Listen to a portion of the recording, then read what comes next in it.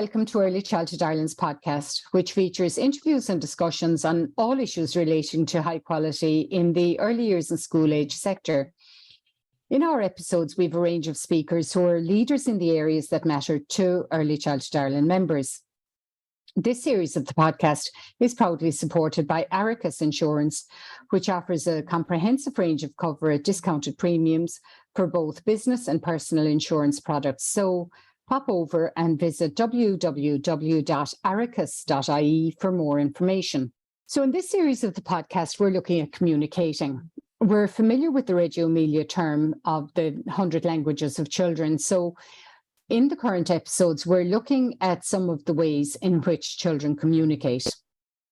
For this episode, I'm delighted to be joined by Liz Smith, Creative Social Inclusion and Learning Officer at Recreate in Dublin. Liz is from Dublin. She has a physical disability, being born with one hand. She did a degree in fine arts sculpture and has 20 years experience facilitating arts in all kinds of different contexts. She has an MA from the NCAD, the National College of Art and Design, in socially engaged art. She has a 4-year-old son who is currently being assessed for ASD. Liz, you're really welcome, and thank you for taking the time to come on the podcast. Thanks so much, Maura, for having me. Thank you.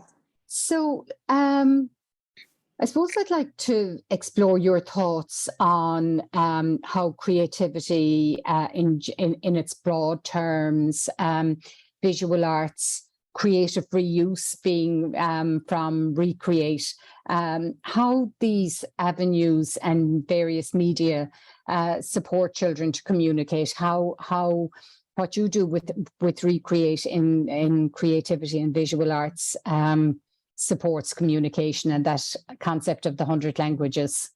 Okay, thank you. Yeah. Well, Recreate was set up with the intention of these reuse materials being open-ended, so really lending themselves perfectly to process-led, child-led play and creativity.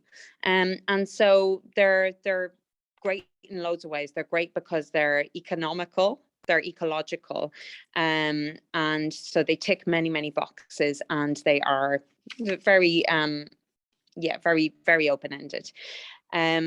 So that's the perspective that we come from, particularly when it comes to early years practice.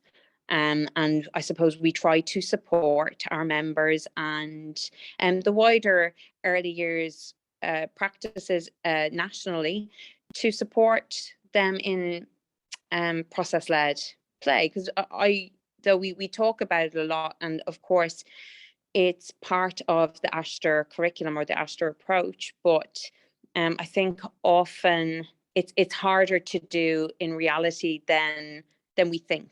I do think it is quite hard, and I think practices are under so much pressure, and then we can maybe invent pressures culturally. I think which we can refer to the template maybe as a pressure, an unnecessary pressure that we place on ourselves because we think that adults have a particular expectation, and I place the same pressures on myself as well. So I fully understand it, and I don't think that templates need to go out the window or anything like that. But I think they're very useful for children as they grow older and for adults. However, for early years, I really think it's important to really try to steer clear or ask ourselves more questions about our activities before we do them, basically. And so our practice in Recreate is to try and support that and develop our own practice and find new ways of supporting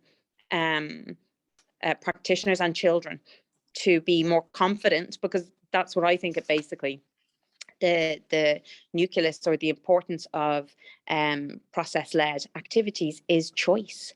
And through choice, people develop their preferences, and through knowing and being allowed the space to express and discover your preferences, that builds self-esteem. So there's so much positivity to process-led art that I think it is well worth pursuing, and it is well worth asking those questions and taking a step back all the time from our practices. And I continually do that. I need to continually do that. Yeah. I think there's that bit, isn't there, about kind of valuing the voice of the child and seeing what children can communicate to us through their creative experiences. That, you know, I suppose if a child is gluing a pre-cut holly leaf and berry on, it's not giving the child the opportunity to express him or herself. It's adding work and pressure to educators who already have plenty to do. And that when you see, I think, you know, when we were having our chat, I think I told you about an experience I had in a setting many years ago around the time of the Christmas tsunami. It was maybe that January or February. And the child had painted a picture that was covered in black. And I overheard an educator say, you know, tell me about your picture. And this child lived near the sea.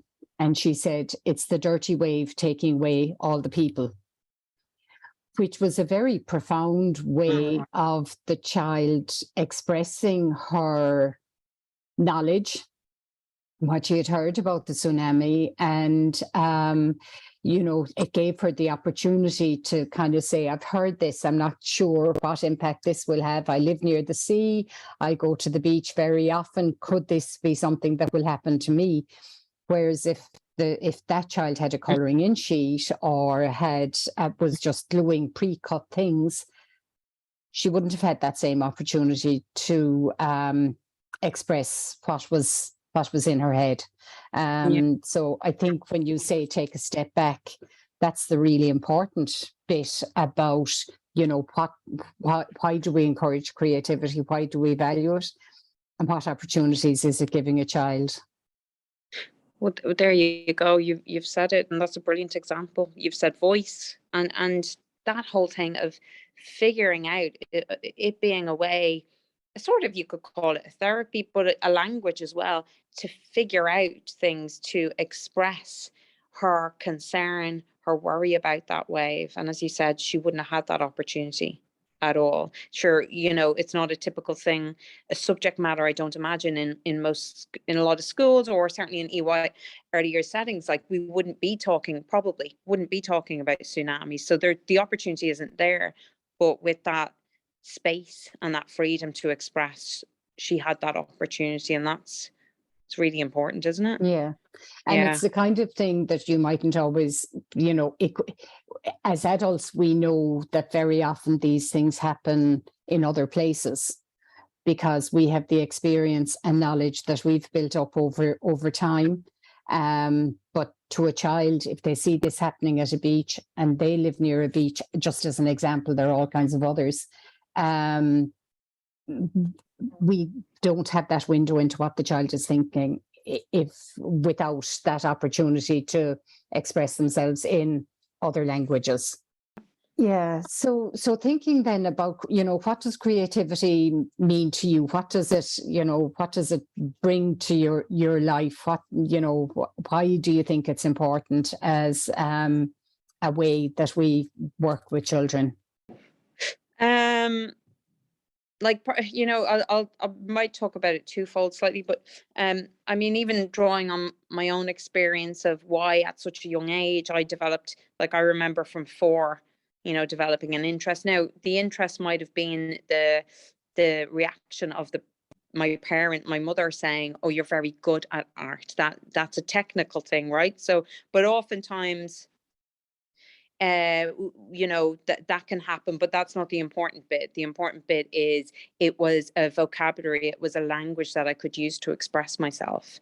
And I think most humans are creative, and making marks on a page is something that we can all access. But I do think through I'll revert a little bit back to templates. I think templates take away that, because I often find through school, teaching different age groups, usually around the 7 age mark, that this is what I've seen a pattern of. This children start to become very critical of themselves, and they're so it destroys that joy and that self-confidence. But what I think creativity is, I think creativity necessitates risk and self-expression. So that risk being that the reindeer's eye isn't necessarily in the right place, or isn't there at all, or that it's not following the this is what you should do to create a reindeer. So it involves risk, it's self-expression, it's the unknown. And I suppose adults need to get comfortable with the unknown. And oftentimes, let's say, for instance, early years practitioners might, we might end up, if we're doing a workshop with early years practitioners, or in a setting, that they might say that they want lots of ideas, they'd love more ideas. So that's great, and we're always happy, more than happy at Recreate to help provide lots of ideas. But the other thing is, we don't necessarily need loads of ideas. We might need to ask more questions, but the children have the ideas, and we just need to create that space. And maybe all we need to do is find the joy ourselves and the creative confidence ourselves again. Like that would be ideal. But like the Reggio Emilia practice of curating certain materials, so you're creating provocations for the children, but creativity, I think, is in everything. My son, who is just gone 4, doesn't particularly like drawing, actually, but he has a super brain for maths, for languages, for patterns, for reading, and I think they're as valuable, and they are and I see his creativity in different ways. And I think maths is very creative. I think science is very creative, even though I wasn't typically good at maths. But I think, again, that's the limitations of the schooling system, the curriculum, to not allow people who might not be the best at a particular subject to find a way in. Likewise with art, typically, there's the people who are good at art, there's the people who are good at maths, but I think that's where the system is failing, basically. So I think creativity is in everything, but I think the most important thing is that process, is that joy that you find in the process, the experience. So it's experiential, it's not a product, it's how you feel and how you access that joy, curiosity, sense of wonder, optimism, interest. Yeah, I was just going to say about curiosity, isn't it? That bit of, the materials, and let's see what we can do with these. And that's where, I suppose the whole area of STEM then comes into it, that, matching creativity with, let's see what kind of a bridge I can build for the engineer, or for the artist, how can I make a sculpture? It's the same process, maybe with different media and in different disciplines. Gorgeous, yeah. Yeah. So, so we've talked a lot about, encouraging curiosity, bringing that sense of joy. So, I know you wanted to talk about some of, that those ways of kind of making the, reducing the reliance on templates, giving children the opportunities, because there's a bit, it can be a bit difficult to start that journey of getting rid of templates and very product oriented. So, if you have some practical ideas on how settings, maybe even particularly at this time of the year when, we've said goodbye to the witches, and the Santas and the reindeers are going to start to take over a bit in settings. So, how we can start that journey. Yeah, I think you gave a beautiful example there, even like by saying, how might you build a bridge with these, like even that being a provocation, and you have a set of materials. So it might be, how might you build I don't know, it could be anything, could be Santa's grotto. Maybe that's not interesting enough. I think first and foremost, if we start asking ourselves questions, this is where we will find the answers. So I think I will absolutely try to give some suggestions. I think there's so many answers. So if we kind of say to ourselves, can we resist controlling the children's creativity? Can we resist sending them home with a reindeer? Can we resist fixing? And what does child play and creativity look like? Is this activity child-led? Could it be more child-led? So that as you go on, that if you ask those questions of yourself, you will develop a practice that is much more child-led. Then in terms of materials and approaches, I'm definitely interested in combining a lot of natural materials with reuse materials. We did some videos there for our early years members recently, and one of them was quite nice. I have a couple of nice examples, and some for the Pajama Day Fund also. So one nice example is taking, like, not paper plates, but plastic plates. We have these plastic lids, and this idea of capturing stuff inside them. And then that could be anything, but there you've got a little bit, let's say, a safety net for yourself, where you've got that not template, but you've got a thing that you've got to fill. And that thing could end up being a sun catcher for autumn, or even a Christmas decoration. So it might be that you've laid out conkers, all sorts of beautiful natural materials, and a combination of some, it could be ribbon there, whatever you think might look a bit nice or Christmassy, or stuff that you have around, or if you are a Recreate member, whatever stuff is to hand in Recreate. So I suppose oftentimes constraints breed creativity as well, and that's what we would often promote in Recreate. So rather than, you can't, it's not like going on Amazon or anything and ordering whatever you want and putting in a Google search. What we have is the surplus from industry, and it's how do we get creative with that. But going back to the plates, then it's just about maybe the children making choices about what they would like inside that, and capturing it. And it's not a face, it's something abstract, and it's something decorative and simple. But there's a nice little there would be even learning in that, or asking the children questions. How would we tie this together now? How would we stop these materials from falling out? So maybe they will suggest tape, but tape's quite a good idea. Okay, so how do we use the tape, and how would you lay it down? And there's loads of learning in all of those questions. As you said, Maura, keep your life simple. Don't cut out loads of holly. It's not serving you, and it's actually not serving the children. So let them have the answers. Keep it really simple and open-ended. And another thing which I love doing, and it again so simple, is creating collages from natural materials. So there, in one of the PJ Fund videos, you'll see that there's an owl made from leaves and conkers and twigs.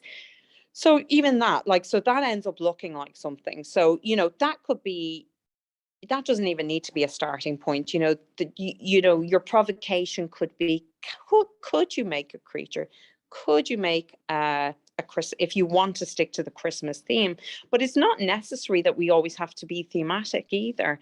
So again, give yourself the freedom to step away from that. Myself, as a parent of a 4-year-old, I don't have that expectation from for my son to bring home a particular item. I would certainly rather his experience be good and enriching, and that's the important thing. So I would say, don't satisfy the parents, don't satisfy me. You don't need to do that. So it doesn't have to be But thematic. I suppose there is a bit, sorry to cut across you now, Yeah. but I think that's a really important point. It's kind of informing the parents at the same time. So you don't have parents sitting at home wondering why they're not coming home with Christmas decorations, that you're talk about creativity in your policies and procedures. You talk about your approach to creativity and curiosity and so on. And I think most parents will understand that, and will have more of an appreciation for the owl that their child created from scratch than something identical that they'd be hard pushed to see, where their child is, as opposed to, their friend or classmate. Yeah, so true. And that's where comparisons lie, because if you show a template and say this is how it's supposed to be done, then if you don't meet that, or somebody sitting beside you does a better job at meeting that template, that's where you start to say to yourself as a child, I'm not good at art. And because it's not fair, and it's not supporting diversity as well. It's not inclusive really when it comes down to it. So inclusivity is obviously celebrating people's differences and different approaches. But with that collage piece, so you don't have to use glue with that. It's all natural, sustainable. You can also reuse materials in the same way. You can collage them in in any way you want, and you could put them in a tray so that they're contained. And then it just means that also you're not creating work for yourself, that you've got loads of materials that you can use again. You're not gluing them all together, they're not finished. You could take a photograph if you like for parents. Maybe you have a WhatsApp group for parents, so you send it by WhatsApp, or you do a printout at the end of the year, and they have that record of the image. But I certainly don't need, as I said, loads of art sent home at all. Yeah. And that idea of transient art is something that I've been reading a little bit about lately, even painting on glass or mirrors and taking a photo, and that's kind of the product rather than, something that's coming home to be put on the fridge. Yeah. And that, right. there's maybe a team effort or whatever involved in that.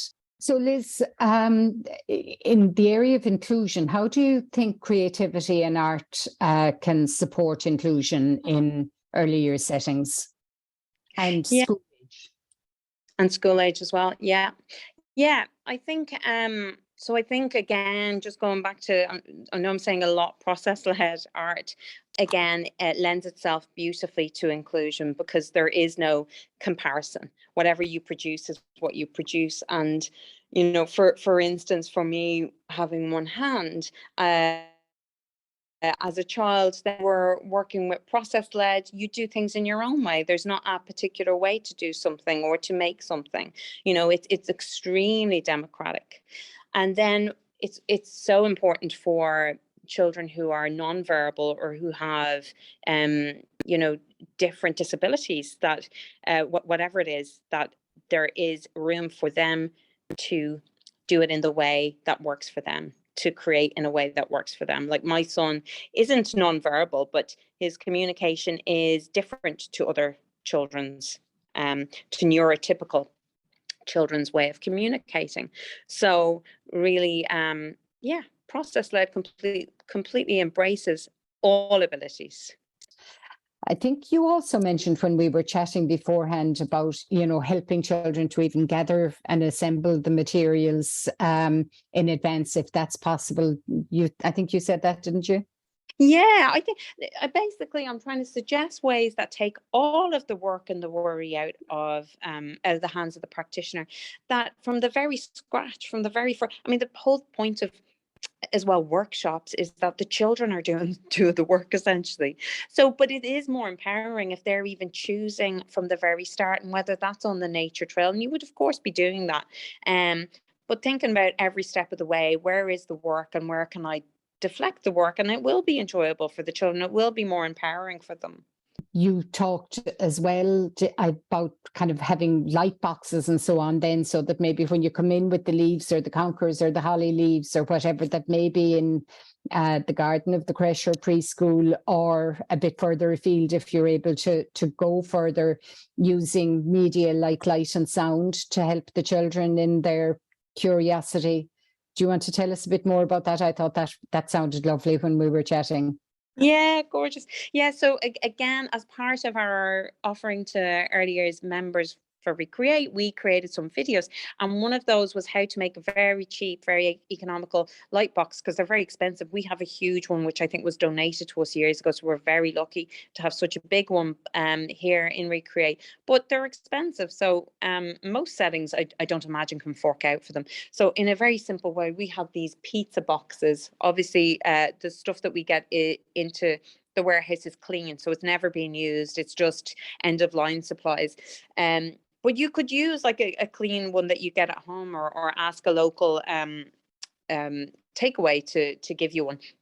And on one side of the takeaway box, where there was the packaging and the name of the takeaway or whatever, was a circle of. And so I just cut out the circle, so follow the line. But even at that, you could have the children involved in that. You could use a scalpel away from the children, cut a line both in different directions that goes to the edge of the circle, and then see if any of the children can help you cut the circle. If they can't, you can do that really quickly. And then you're just placing in a piece of tracing paper or greaseproof paper, or any sort of see-through paper that you have. You might even have something like a sort of a light acetate that is frosted, and you can just tape that at the back. and you don't see that, and then you flip the sort of pizza box inside out, so you've just got it, it's just lovely and brown on the outside, nice sort of raw look to it. And then you pop any sort of light source in it, so see what you have to hand, whether it's a mobile phone, it could be just something that you throw in for 15 minutes while the children play, or it could be a small set of LED lights that you get in a €2 shop, or it could be a big set of fairy lights that you plug in. So whatever you have to hand, use. And I just think they're, in and of themselves, light boxes are these beautiful exploration tools for us to look more closely at the leaf, or whatever we find on our nature trail, or even the reuse materials. And then also you could play with reflections then. So you could make an open-ended kaleidoscope by just, if you had a sort of a mirror card or foil. We've lots of foil here, different sort of foil to tin foil, but anything that is reflective, glue it onto card, and then just break the length of card into 3 parts and tape it up. And you could do that with children. But then you've got this open-ended kaleidoscope that you could use alongside the light box and explore different things, like beads or buttons. And by having an open-ended kaleidoscope rather than something that has a fixed end, you can go out into nature and explore and look in different ways, see things in a different way. So so just promote those sort of, as you said, the lights and the sound. Really think about your environment and how you can change your environment, make it more intimate, and change up your spaces for more quiet sensory experiences as well. Can be lovely. Light is fabulous, and even if people are able to get their hands on overhead projectors, they can be fascinating. Just keep an adult near the operating end, but the way, the shapes that when children put them on the bed, the way they look so different on the wall, and the projection space is fabulous. Gorgeous, it is. It's beautiful. And also you can play with your own shadows there as well. If you have a sheet, the back projector, a sheet, and if you're or it doesn't have to be a back projector even, but if you're closer to the light, you're bigger. If you're closer to the curtain, you're smaller. So you could play like around with things like the Gruffalo and the mouse and stuff like that. Play with size, and children love that sort of thing, don't they? They absolutely do. It's fascinating. I remember one time seeing what looked like just a bit of bent wire on the bed of the overhead projector, but when you looked on the wall, it was a cat. Deadly. That's it was cool. Fabulous. Yeah, absolutely fabulous. And the shapes, and the finger play and so on. So there's so many lovely ideas there. Liz, do you want to add something about just engagement and keeping it meaningful for children, and kind of maybe letting go of our adult preconceptions of maybe where we'd like something to go, just as we start to wrap up? Yeah, I suppose I could gladly wax lyrically about this for a long time, as you can too, as in it's just so enjoyable when you start to talk about it and start to explore it yourself and develop your own practice more towards this way of working. So I think, putting it simply, for me, process-based, child-led creative exploration obviously should be the guiding principle, ideally for parents, for practitioners, school teachers. So I think it should go on beyond early years. It shouldn't stop at early years. There should be that, ideally, that holistic approach to education and this lifelong learning, or this lifelong kindergarten, and that the play that children engage in has purpose. It has a lot of purpose. It develops even active citizenship, to look at it in that way. It develops democracy. It's that is essentially what voice is. It's democratic, and that's so important for children and for society as well. It develops critical thinkers from an early age, and so it's this opposite to this notion of the banking system of knowledge or education. Children are constructing their own knowledge, constructing their own bank of information. They learn about their preferences. They have a sense of control over their lives through this self-expression. They choose what they want to play with and how they play, and it promotes self-esteem, trust in themselves, which I think is really important to self-esteem, to be able to trust yourself, and to have that space to do that. And I think it develops resilience, which is a huge thing. And I think it partly in what you said, Maura, in that self-expression, in that way of working things out, but also through trying to build your bridge and failing, or the bridge collapsing, and for them to get really comfortable with that, to get because constantly you're constantly, that's a battle for everyone, to get very comfortable with mistakes, because they are a necessity, and exploration is a necessity of innovation. So I think I don't like the idea of completely, and I don't mean this in the context of early years, but I don't like the idea of completely throwing out, let's say, the template. And I don't mean the template. So like stuff like learning how to create a circuit could be important, so that you pass that information onto a child. And then based on that, they have the space to pursue something else, and pursue a new design, and to innovate. So I think that is important, but it has its place, and primarily we really do need to be supporting that process. I don't think there's no end to the positives with process-led play, and to do away with the template. So yeah, that's it. So Great. There's no reason why you shouldn't want to pursue it, basically. Yeah. Well, they're two great takeaways, play and process led. Liz, thanks so much. Your passion is very clear when you're talking about the process and the enjoyment and the inclusivity and curiosity. It's wonderful. So thank you so much for taking the time to come on the podcast today. Oh, thanks for talking to me, Maura. Really appreciate it. And thank you for listening to this episode of Early Childhood Ireland's podcast, which is proudly supported by Arachas Insurance. If you enjoyed it, please subscribe and spread the word to your friends and colleagues, and do stay tuned for our next episode.